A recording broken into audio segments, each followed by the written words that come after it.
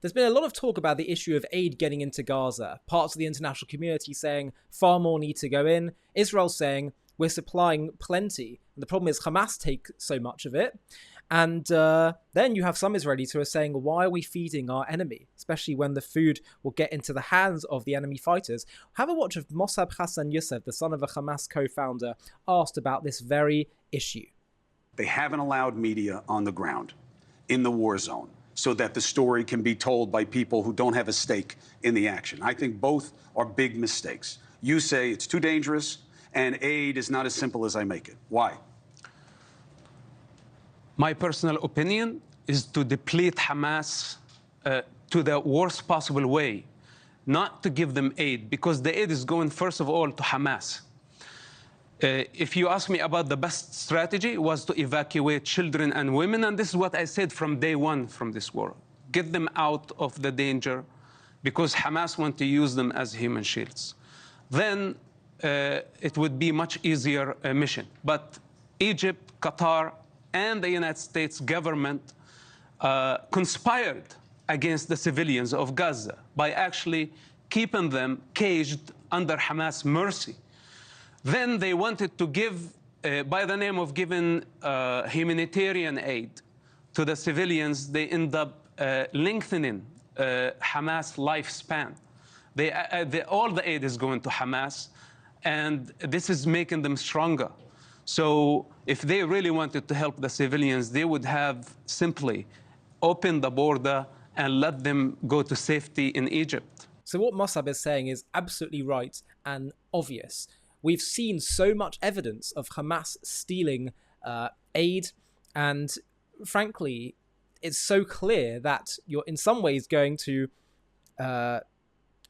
lengthen the conflict by giving all this aid into the Gaza Strip, which will get into the hands of Hamas, and you're feeding the enemy.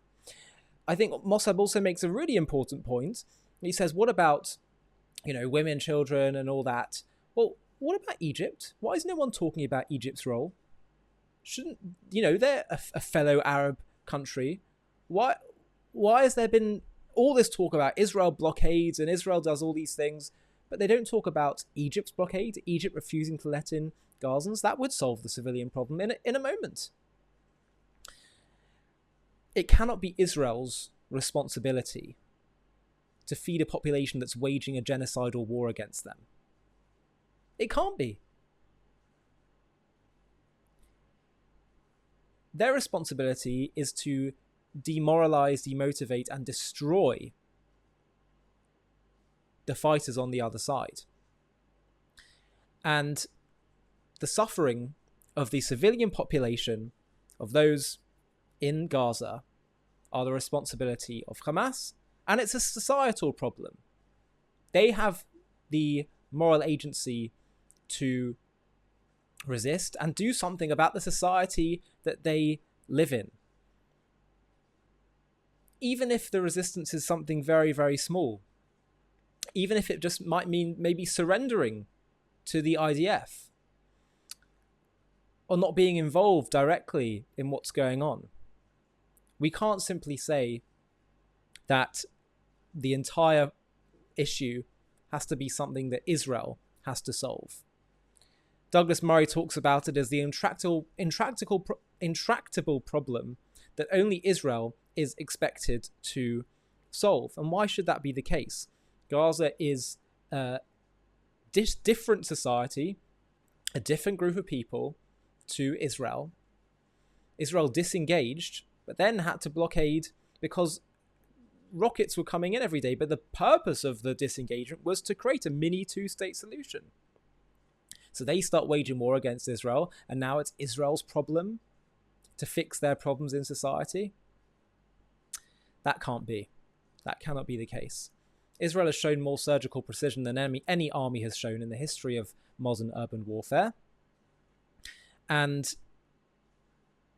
they need to continue to do exactly whatever it is that it will take to destroy Hamas totally.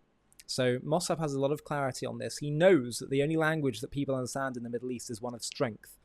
It's a culture of honor and shame in the Middle East, not of right and wrong. And so Therefore, Israel needs to continue to show strength, no matter what the international community may tell them. And this is actually the best thing for everyone in the Middle East, because the sooner they can destroy Hamas, the sooner all the suffering can end on all sides. Hi, thank you so much for watching. To watch another one, click here. To stay up to date with all our content, click here to subscribe. And if you're able to, you can help support JTV to grow and grow by clicking join below this video, where you can become a member and get perks including early access to videos and private live discussions with me. But most of all, you'll be partnering with us on our mission to change the world.